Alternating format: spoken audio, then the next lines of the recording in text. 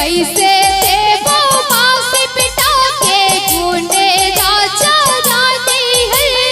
सुन के साधु मन भक्त्या के करते तर मर करे मर।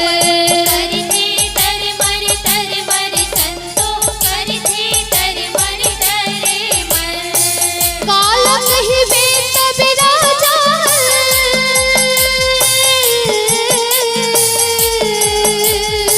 काल कही बेत बिराजा कहर लाली मान।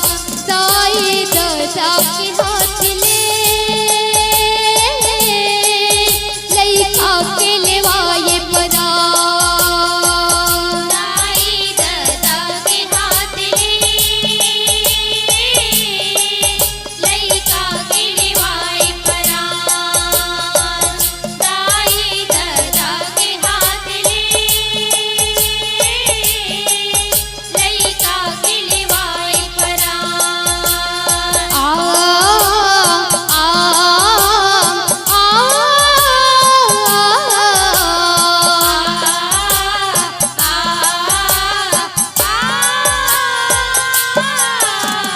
जैसन खाओ वैसे दिखवाओ राजा वचन बधाए।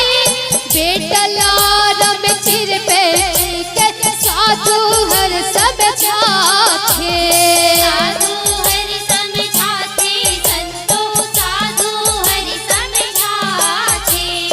आंसू गिरे झन चिर